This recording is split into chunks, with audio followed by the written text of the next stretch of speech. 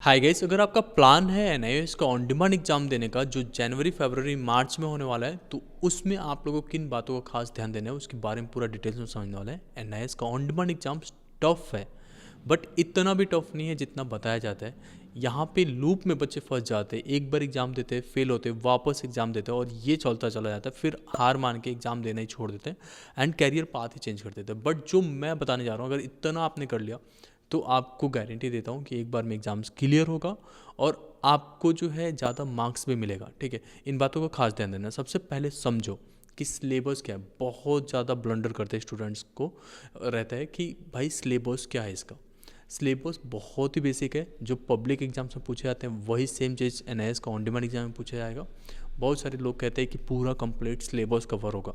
Cover कहाँ से होगा? पेपर बनना है 100 मार्क्स का ही, अगर मैथमेटिक्स का है तो 80 मार्क्स का बनेगा। फिजिक्स एंड केमिस्ट्री और बायोलॉजी तरह के सब्जेक्ट्स है तो पेपर कहाँ से आएगा? 11th और 12th के सिलेबस अगर मैच करेंगे तो ये लगभग इतना बड़ा हो जाएगा कि उसमें हम लोग 200 नंबर का पेपर तैयार करेंगे, तब जाके कवर होगा सिलेबस। तो यहाँ पे क्या होता है, कुछ पोर्शन 11th का यूज़ होता है, कुछ पोर्शन 12th का होता है। सिलेबस के बारे में एक अलग से वीडियो आ जाएगा, तो पहली बार चैनल पर तो मेक श्योर आपने सब्सक्राइब कर रखा है। इसमें दोनों को मिक्स करके आता है 11th and 12th। No doubt आप केवल 12th के भरोसे पास नहीं हो सकते, 11th को भी पढ़ना पड़ेगा। कुछ मेन टॉपिक्स होते हैं, हर एक चीज़ का ना नर्व्स होता है, कहाँ पे टच करना है आपको। ठीक है, जो चीज़ आपको पढ़ना है वो चीज़ हम लोग इंपॉर्टेंट क्वेश्चंस वगैरह सब टेलीग्राम पे भेजते रहते हैं, वो एक बार जाके जरूर चेकआउट कर लेना। उधर सब्सक्राइब करने की जरूरत नहीं, बट चेकआउट जरूर कर लेना। वहाँ पे आपको क्या करना है, मेन टॉपिक्स, कोई भी चैप्टर आप देख रहे हो उसका मेन टॉपिक्स आपने प्रिपेयर कर लिया। उसके बाद से जो भी क्वेश्चन आता है उसको उसके रिलेटेड लिख के आओ। सिलेबस मैंडेटरी है कवर करना, आपको सीबीएसई सिलेबस नहीं करना है, कोई बोर्ड जो स्टेट बोर्ड के सिलेबस नहीं कवर करना है। एनआईएस का खुद का सिलेबस है, उसे बस कवर करो। दूसरी बात ध्यान दो, अगर आप एनआईएस का ऑन डिमांड एग्जाम्स के लिए रजिस्टर कर रहे हो तो प्रॉपर आपके पास आईडी कार्ड होना चाहिए। डेट एक स्पेसिफिक वे में बुक करना, जिससे कि बाद में जाके कोई प्रॉब्लम ना हो। उसके लिए प्रैक्टिकल फाइल्स प्रिपेयर करना पड़ता है, ऑन टाइम प्रिपेयर करना पड़ेगा। अगर रजिस्ट्रेशन करते समय आपको कोई दिक्कत आ रहा है तो स्क्रीन पे एक नंबर आ रहा है, आप इस पे व्हाट्सअप कर सकते हो, हम लोग आपको हेल्प कर देंगे वहाँ पे कि कैसे रजिस्टर करना है, क्या डेट आपको स्पेसिफिकली बुक करना चाहिए। हर एक चीज़ के लिए गाइड कर रहे होते हैं।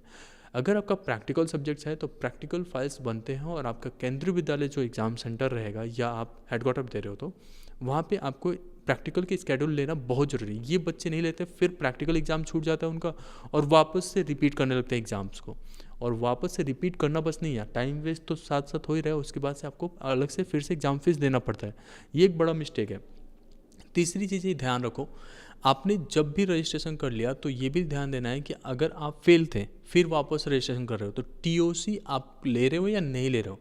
अगर टीओसी ले रहे हो तो आपको मार्कशीट बोर्ड को सबमिट करनी पड़ेगी। जब तक आप मार्कशीट नहीं देते तब तक आपका मार्क्स अपडेट ही नहीं होता रिजल्ट में, और रिजल्ट में अपडेट नहीं होगा तो वो अधूरा मार्कशीट आपको आएगा और उसका कोई भी यूज़ नहीं है। ठीक है, ये अंदर की बातें हैं जो मैं आप लोग को यहाँ पे बता रहा हूँ।